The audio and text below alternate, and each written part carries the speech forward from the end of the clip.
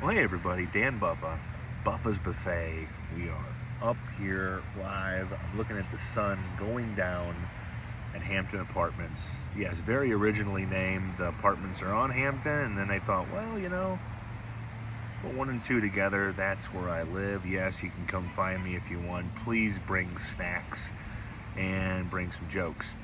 But of course, for looking into the sun twice now, I am now blind for the rest of this video. But I watched and finished Spider-Noir on Amazon Prime. 8 episodes. Nicolas Cage, Brendan Gleeson, a couple other, probably a bunch of actors that you may know by face but not by name. Those are the two names you will know, and that's the hero and the antagonist. It is a take on the Nicolas Cage voice character Spider-Noir into the Spider-Verse, the animated Spider-Man movies. I think there's 2 of them: Across the Spider-Verse, Into the Spider-Verse, somewhat Out of the Spider-Verse. I have no idea. But they took his animated voice character and they made it into a live-action series set in the 1930s, Great Depression. He is a private investigator named Ben Reilly, Nick Cage, and of course his alter ego is the Spider. And he is, when the show starts out, he has hung up his Spider nighttime, adventurous vigilante duties just to be a private investigator.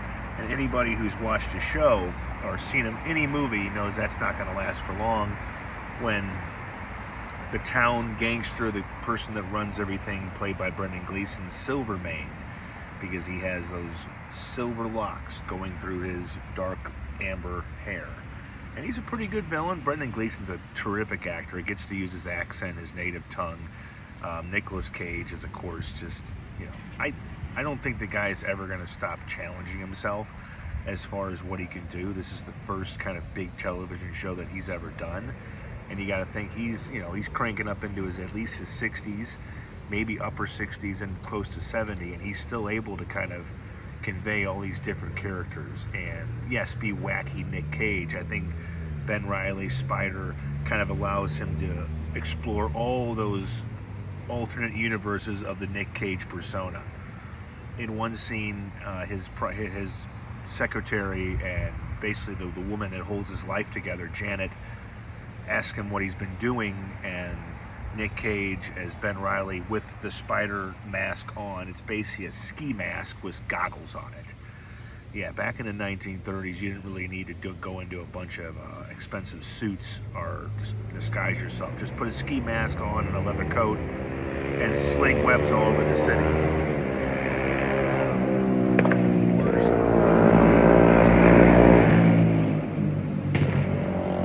He's trying. The guy just watched all 17 Fast and the Furious movies and he really wanted to make his engine sound like that.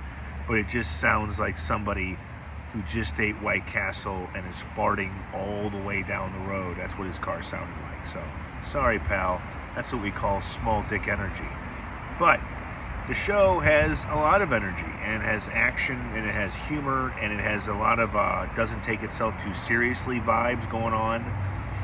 This is not like, oh, I'm Spider-Man, I have these superpowers, what am I gonna do? Look, if I hear one more superhero, superpowered person on any kind of show complain about it, I just want to politely strangle him if they weren't superhuman. I would just say, accept the superpowers. Yeah, they come with great responsibility, blah, blah, blah, blah, blah. But they usually come with a lot of TV shows and movies and money.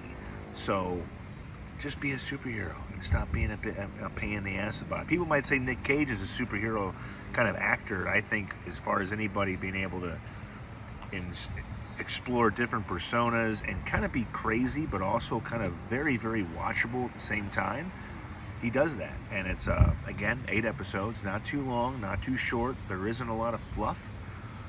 Essentially, the story is that Silvermane runs the city, but it's not just the Spider that is possibly enhanced. There are more monsters popping up and no journalists to cover it, and maybe the older hero who is now hung up to privately investigate small cases and keep his nose clean after he went head-to-head with Silvermane. Mr. Ben Reilly might have to put the mask on one more time. and it's fun, and it's, you know, it's not completely unpredictable or predictable. Stuff happens and you're kind of like, all right, but there's a few surprises, and yes, there's room for a second season. I don't know if they'll get Nick Cage to do a second season, but once these actors do a season, and if it gets well received and then Prime reports some good numbers, why not? It's going to have a few new characters. There's a no-name, spoiler alert. And yes, no podcast is done without the St. Louis soundtrack. Now, we had Small Dick Energy, Dominic Toretto from Fast and Furious roaring up the street a little bit ago. Then we have the "Hey!" across from 7-Eleven where two people get into an argument. And then we have the fire trucks, the ambulance, the cop cars, sometimes all three at once. It's a fucking symphony. But nothing right now, but yes, when you record on the Hampton Hills Apartments rooftop deck and you don't have the fancy soundproof, you just wing it. That's kind of what I've done my whole radio career, is just wing it. I didn't expect to be here. All of this started, which means all of this, but this is basically me replacing a radio show. I don't have one anymore because in order to keep a radio show, unless the rules have changed in the last 4 or 5 years, if you're a rookie or if you don't have a lot of sponsors, you have to pay for your airtime. And so you're paying a monthly airtime to then hopefully have enough sponsors to break even, give yourself some extra money. But for me, it was easier to do the show than to sell the show. How do you sell yourself? You're kind of a rookie to the whole thing. You're like, how you know? Who are you? Well, I'm Dan. I have a lot of opinions. I mean, you know, that's not going to get you any sponsors because they can't base an ROI on, hey, that's Buffa. Now, here, maybe 10 years later, 10 years after I first got in the radio, maybe different. They can say he also delivers plumbing, and that's just going to be the whole connector. No, just kidding. It's hard. And so this kind of replaces that, but it's been kind of winging it since January of 2016 when the Rams left St. Louis. My Facebook friend at the time, Chris Denman, who was a part of the comedy duo We Are Live, gave me my first chance on radio. So we were talking on Facebook Messenger, and we were about the Rams, and I was kind of mad, but I wasn't surprised, and I was like, I got a couple opinions on it that may be different. And he was like, hey, want to come on in 2 hours? And I'm like, never done this before. I was like, oh, let me check with a guy on the other line about some white walls. No, I have, yes, sure. And I did it, and it was terrifying, and thankfully it was over the phone because he couldn't hear my body rattling the entire time. And for a guy who's still kind of getting over stuttering, it was a battle to not be like, you know, because everybody's going to stop listening then. But that was the beginning. And then Chris had me on his show more. I talked sports, I talked movies, and that's where that whole hybrid came from. Because if you get on the radio in any iteration, they run CBS 920. If you're going on Hampton Avenue towards the zoo, before you get to the Steak and Shake, the block before on the right has this beige building. Looks like it's been there since the beginning of time. That's where they recorded the radio show. So that's where I did my first show. After doing a few months on the radio with Chris Denman and Travis Terrell, in August of that year, I got my own show. It was a early morning show. It was 5 to 7 a.m. I was the opening band for the morning after. Essentially the band you listen to the last 3 songs of before you get there for the main act. They go, they were good, but who were they again? It's essentially who I was, but it was fun and terrifying, and yes, there was some peeing on the air. Anyway, when you get a little scared, you never know what's going to come out. But pee is better than a shard. Write that down. But yeah, and then it kind of just went on and on. One radio show ended, and another one began. 5 to 7, 6 to 7 a.m. I had an hour show, and then my biggest success on the radio for the Bubba's Buffet radio history you didn't ask for tonight, it came by doing the Frank Opinion show. He was on 550, and then he came to 590 a.m., and every Tuesday at 4, I would join him and his crew to talk about movies and TV shows. And if you got something wrong, he would give you so much crap on the air. Okay? I called Charlie's, I said Theron, and apparently it's Theron, which he was right. But right in the middle of the air, he was like, Dan, this is how he talked, very deep voice. Dan, it's not that, it's Charlize Theron. I was like, well, let me put this whole segment back on the tracks after you just ripped it off. Because I've always been the guy, I know what you're talking about. I may correct you later, but I'm not going to be like, hey, let's halt the progress of this segment and just really correct you live on the air. So in that respect, he was not good, but he was also the most well-paying. I had made my most money writing for the Jewish life. The Jewish people pay well, as I know now well, working at Crescent Plumbing Supply. And the most money I ever made per minute, per segment, was from Frank Opinion. So, long story short, you don't get a radio show anymore, but you get these little 10 to 15 minute blasts. But to get back to the original topic, yes, I do wing it, and this podcast was winged because I just thought 30 minutes ago, hey, let's go to the rooftop deck before it gets completely dark and record a podcast. But if you like Spider-Man and you like Nick Cage's voiced part in the animated movie Across the Spider-Verse, then you will like this. It's a live action color, and you have an option to watch it in black and white to get the whole 1930s detective noir kind of thing. I would watch it in black and white. It's pretty cool. And it runs 8 episodes. It's on Prime, and I think there could be more. But you know what? If there's not, I'm fine. Get to an age in your life where you don't need more of everything. And that means you don't need more TV shows or seasons if the show's kind of tapped out or if one was enough. It's just like watching Schindler's List or having Everclear as an alcoholic beverage. Once is enough. You just stop. That's it. You don't do that to your body again or your emotions. Ralph Fiennes will always be a great actor, but he is always going to be that sadistic German guard who shot everybody. So some things can only be done once, and if they decide that with Spider-Noir, I'll be cool with it. 8 episodes, 8 hours is like 4 movies. So we got 4 Nick Cage movies on Prime. What else? Dutton Ranch, I wrote about it, didn't really podcast about it. Finale was great. Season 2 is going to be filmed in early next year, so that means it's not going to be coming out probably to the middle of 2027. So soak it up. 9 episodes on Paramount Plus. Taylor Sheridan is kind of involved as an executive producer, but not really as a writer. But he wasn't in the first season because he's slowly moving to NBC Universal, where he has a new deal. It doesn't start for 2 years, but I feel like he's pulling away from those shows and being invested in other ones like Lioness, a very, very good show. Mayor of Kingstown. He's got a Call of Duty thing coming together. He has a movie with Brandon Schuyler, actor from 1923. He has a movie that he filmed with him called Fast. So he's not really involved in Dutton Ranch, but I think they did a fine job without him. They got some of the directors from Yellowstone to come direct him. And as Kelly Riley said herself, this is not a Beth and Rip show. This is a 4-lead show. Annette Bening and Ed Harris were awesome. They were, as she said, they gave them kind of a heavyweight clout when they came on the air. And they're both just perfect actors. Ed Harris can play so many things. He's still very capable of physical scenes, especially with guns and moving at his age. Let me just tell you, he doesn't waste a lot of time. He doesn't waste a lot of screen time. They're supporting characters, but I think in season 2 they'll get more of a focus.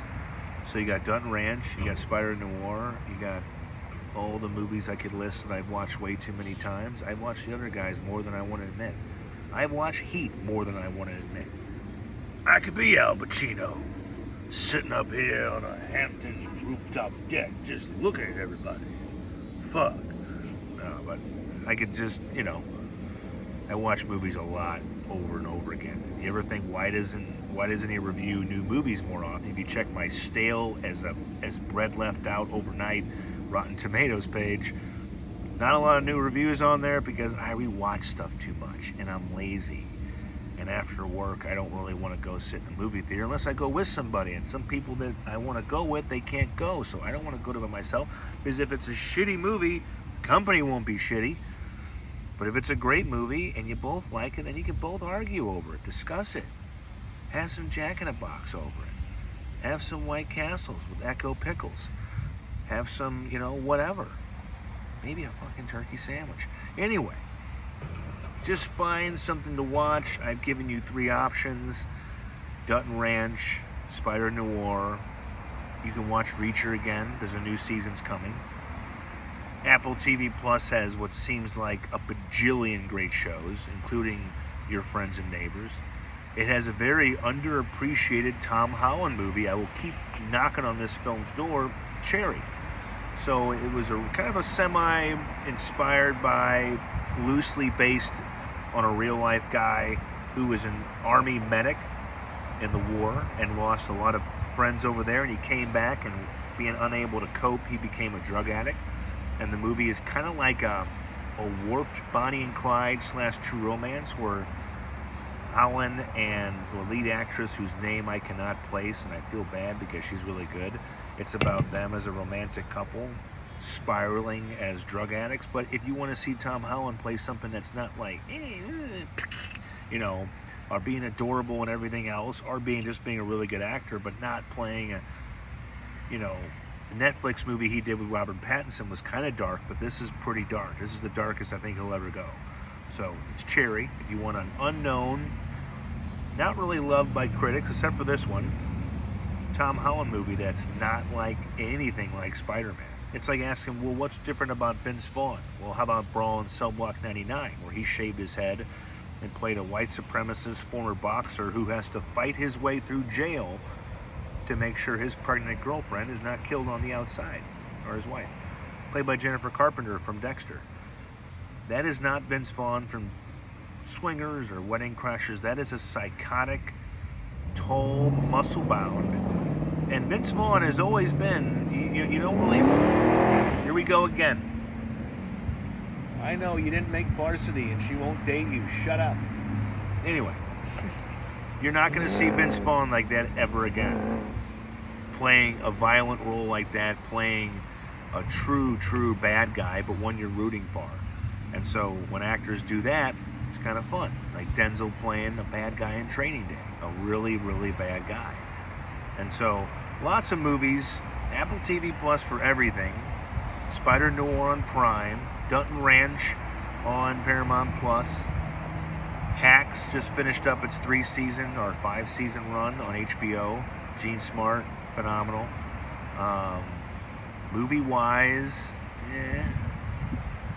I know there's something out there to see. I did watch The Invite with Seth Rogen and Olivia Wilde and Edward Norton and Penelope Cruz, and I'll have my review of that this week. It opens tomorrow night and Friday, so that will be probably coming tomorrow or Friday or Saturday if I'm lazy. More stuff coming down. I mean, we're in July. Disclosure Day, the Spielberg film's still playing in theaters. There's not a lot in the theaters that I'm really excited about, except for maybe like certain movies like Heart of the Beast with Brad Pitt and the dog in the wilderness, Dog Stars with Jacob Elordi and Josh Brolin. But, and yes, Dune 3 and all that other crap. And Avengers Doomsday, that's a big one, because it's going to precede Avengers Secret Wars, and we're going to get to finally see how they bring back Robert Downey Jr. as Dr. Victor Doom and not as Tony Stark. It's going to be weird. As a guy who's watching the 2012 Avengers right now, it's going to be very weird. But there's like spotted interest in movies this year, but I can watch TV shows or older movies on TV just as willingly. And I don't know what that says about what movies are being created, what movies get to us, as in what movies get released in theaters and in St. Louis. So we'll see. But I'm going to go downstairs and drink some beer and get ready for another day of plumbing. So I thank you for watching this, and I hope you're having a great night. It doesn't feel like a Wednesday, but it is. So take care, stay on the site, get some popcorn, read up some of my stuff, like it, share it, and then the phone falls down. See you later.